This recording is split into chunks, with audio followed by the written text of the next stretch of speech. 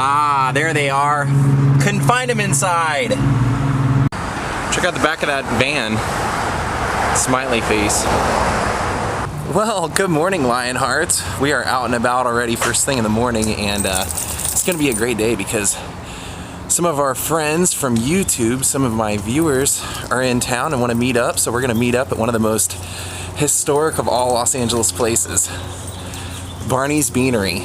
And Barney's Beanery has been around since pretty much the Great Depression, with such notable regulars as Clara Bow, Monty Blue, John Barrymore. Clark Gable even had IOUs here. And the Doors used to be the house band.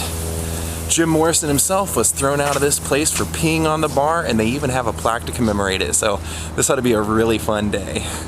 Daze of Jordan the Lion begins now. Now the man Barney himself was another Clifford Clinton. If you couldn't afford to pay, he'd still feed you. And in fact, you're gonna see a lot of license plates from all different eras all over the walls. And where this originated from was Barney would feed people for free if they couldn't eat. Somebody'd be sitting there and they'd say, go get a hamburger. And they'd say, I can't afford it. And he'd say, go get a hamburger. And it became a tradition that the patrons themselves would feel guilty, and so they would leave their license plate there as collateral, and sometimes they would come back and get them, and sometimes they wouldn't. And that's just a tradition that's been long-standing. But once Barney died, it had kind of an era of dark days because it was known as a very heavily discriminatory bar. The man that took over after Barney had apparently claims that he had had some trouble with the police, claiming that he had let lewd activity happen inside Barney's Beanery, and so he posted a sign that said, "Faggots stay out."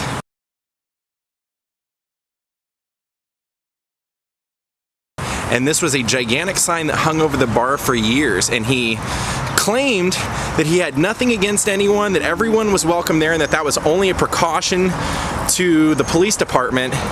But he eventually refused to ever take it down because he said, it's a part of history. I want to keep the history intact. So years and years into it, finally they would have demonstrations to try and get their sign removed. The sign would be removed and it would be put back up.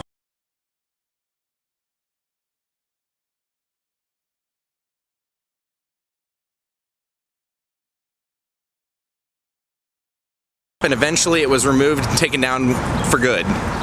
But that's an extremely dark day of the Barney's Beanery history. And look who it is, your old pal Jaw. Hey Jaw, Joster. Hey, say hi to your buddies.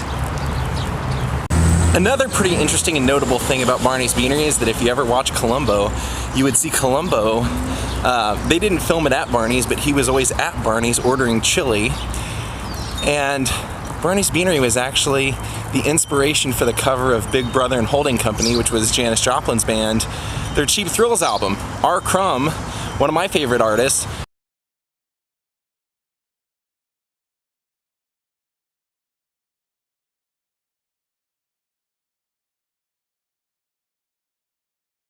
well, these are some of my shoes. They've been sitting under my bed getting all dusty and filthy, and I'm kind of embarrassed about it, but they're too big for me.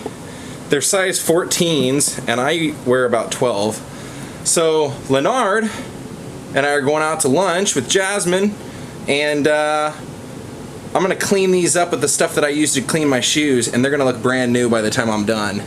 And I'm gonna give them to him as a gift because he can wear them. They're more his size than mine, so I'll show you guys what they look like when I'm done. Look how filthy that is.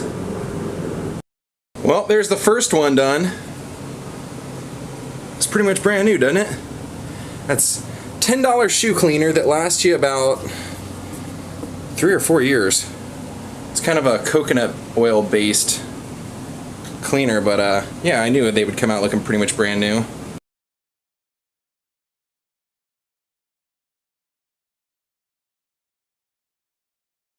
Well, gang, here we are. The world-famous Barney's Beanery, where everyone is treated equal. Whether you have money or you have celebrity status, they treat everyone equal. At least that's what it was founded upon. Now what's pretty cool is this, like I told you, this place has a vast history. We're talking everybody from Clark Gable to David Lee Roth, Justin Bieber have hung out here.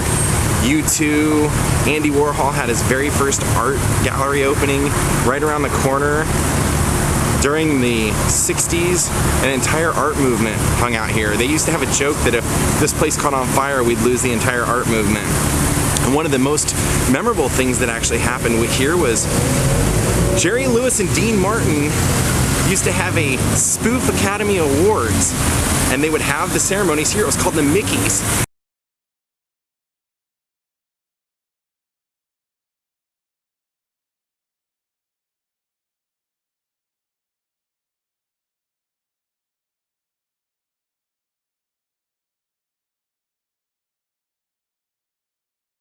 And you could actually see, like, Barney himself would roll out a red carpet right here where that intro is. Right there where that opening is. And that's where everybody would enter.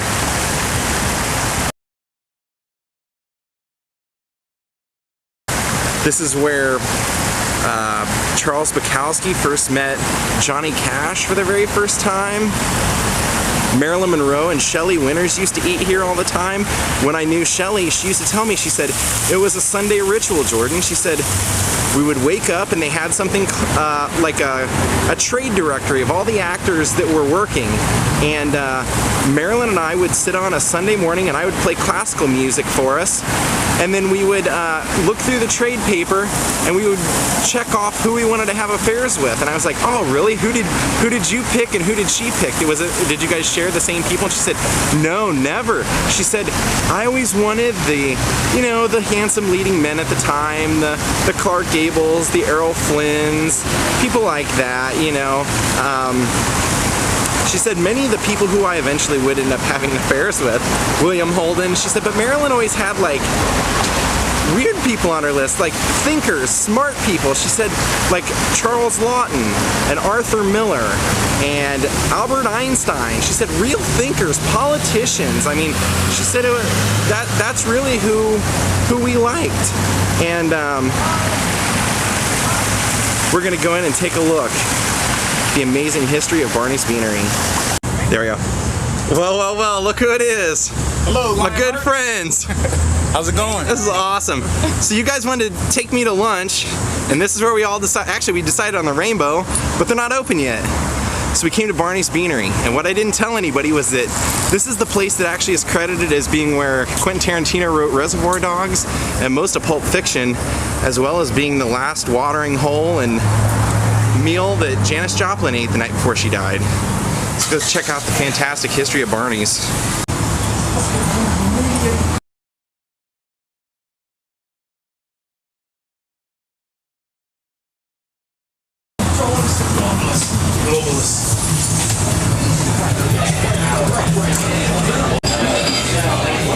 Wow.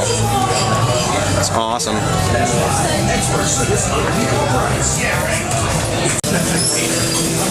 Now this is a lot of the people that actually would hang out here. U2, Led Zeppelin, Bob Dylan, pretty much everybody.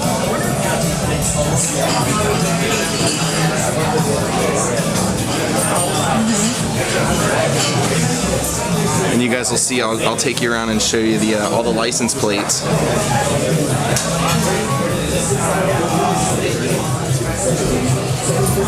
Drink menu behind you. Beer cans decorating.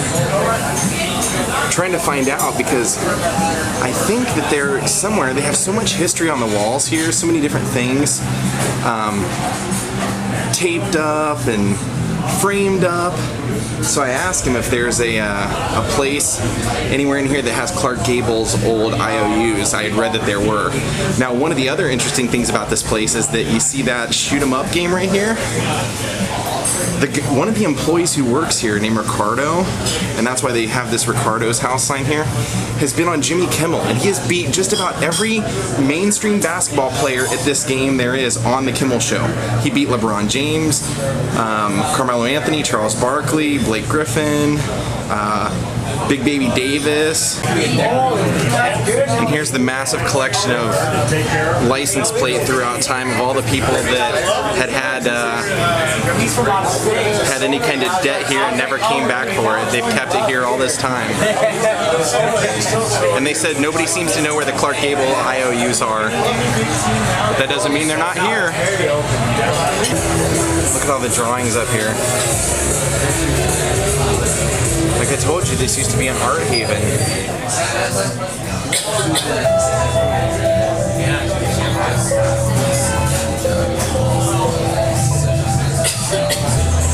Now, even in the 60s, there was a famous artist who had an entire piece in Life magazine where he recreated Barney's Beanery and made all of the customers with clock faces, showing it how when you were here, that you could lose track of time and time could stand still. So this is pretty interesting. Our waitress just told us that we were actually sitting right beside the Quentin Tarantino booth. This was the booth where he wrote Pulp Fiction and Reservoir Dogs. And she said she thought the reason that they say that he liked this booth is because he liked the privacy of this pole right here. This guy's conducting business at lunch. Self-promoting himself with his own shirt and everything, man, I love it. Look at that mafia application. Brother, what did you order? Well, what is this thing? We got the LA dog. That thing is the size of a Subway sandwich. Oh, it is. I got the Reuben.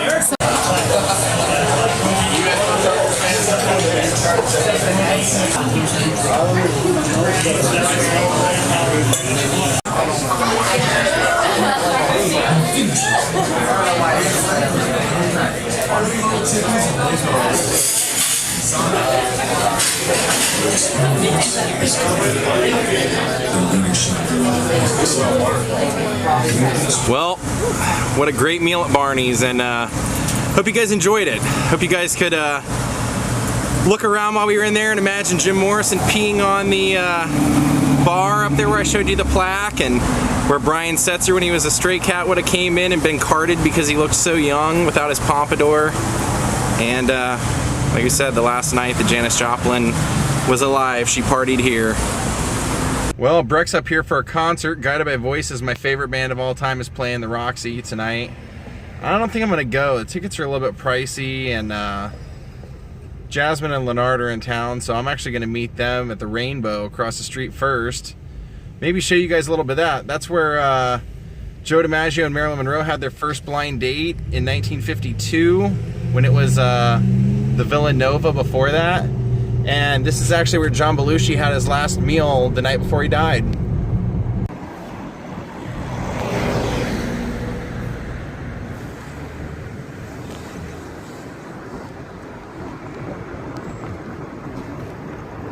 The Rainbow was also a notorious hangout for like Guns N' Roses.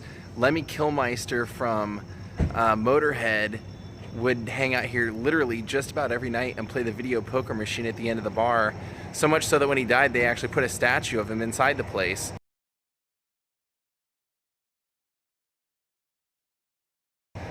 This was also a big hangout for like David Lee Roth, John Lennon, and Harry Nilsson, and Ringo Starr, and basically all the Hollywood vampires, that early day of like Mickey Dolenz, Alice Cooper, all those guys, they would all party here, the Rainbow. So who knows, if I can find somebody selling a ticket or with an extra ticket out here, I might end up going into Guided by Voices, but for now it's the Rainbow. There's the Donovan guitar. Well, there's the Roxy, and right here's a club that's like attached to it. It's called On the Rocks, and that's actually where John Belushi had his last night at drinking as well. Right here next to the Rainbow. Should go in there, have some pizza.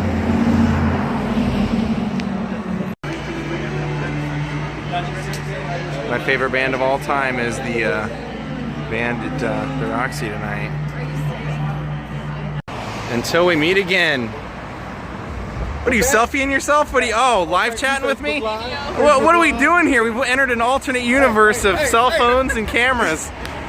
We're checking out the all the names that have been engraved in these bricks outside the rainbow, and you've got pretty much all of your main influential bands of all time. Jimi Hendrix, Bang Theory, wow, the Bee Gees, sweet. Skinnerd, Zappa, Frank's House, Elvis, David Bowie. Pretty cool. It's kind of, isn't it so cool to look at this place and know that in a little bit we're going to be inside eating where Slash eats on a regular basis and where Marilyn Monroe and Joe DiMaggio would frequent. It used to be the Villanova. I mean, it's been here a long time, and this was actually the first bar that I used to come to when I first came to Hollywood. This was like my every night, Friday and Saturday night place. This guy comes to town, wants to have pizza with me. Well, look at him, he's FaceTime live, and what's going on, man? Oh, cool, I did not expect to see who I'm seeing over here. Look at that, the Jackson 5. Wow, that's so cool. Oh, look at the Dio one. Cool. And of course, wouldn't be complete without Motorhead. Lemmy Kilmister, just one of the coolest people of all time. Started out his career being like a roadie for Jimi Hendrix in England, and would end his life by just hanging out here all the time and playing music late into his 70s. What a life. This is pretty cool. They have this 40th anniversary commemorative guitar here that they have commemorating like the history of the rainbow, and it's actually pictures of events that happened here at the rainbow, people that hung out here. On the inside, see there's Ozzy. On the inside they have different pictures of like Sam Kinison, and there's Lemmy, the great Lemmy Kilmister. Sorry guys, I had to bring my my camera phone out of retirement for tonight. I didn't want to haul out my camera. There's the Lemmy statue head up here. We have a lot of memorabilia here. I almost need to come during the day and vlog us during the day, because the upstairs is like a ship. The bow of a ship, yeah, it's amazing. I went up there, but they said they're not open yet. He was an older guy. Zappa. Talking about Scott. And I guess So you know what's cool is that I'm glad we met up again, because you were just telling me you took the Hollywood Dearly Departed Death Tour, and you said, wait, what did you say? That the booth that we ate in today at Barney's Beanery was actually what? Janis Joplin booth. How cool is that? We didn't even know we were literally sitting in the Janis Joplin booth, and then right next to the Quentin Tarantino booth. Awesome. We were looking around at all the memorabilia around here, and I just saw a guitar up there that has rainbow in the inlays of the frets, and I was like, oh, that's right. The band Rainbow with Richie Blackmore and Ronnie James Dio, they actually named themselves after this bar, the Rainbow Bar and Grill. All right, our food was amazing, and then we walk out, we see this amazing old car with like a shrunken head right in the front of it. Good times on the Sunset Strip.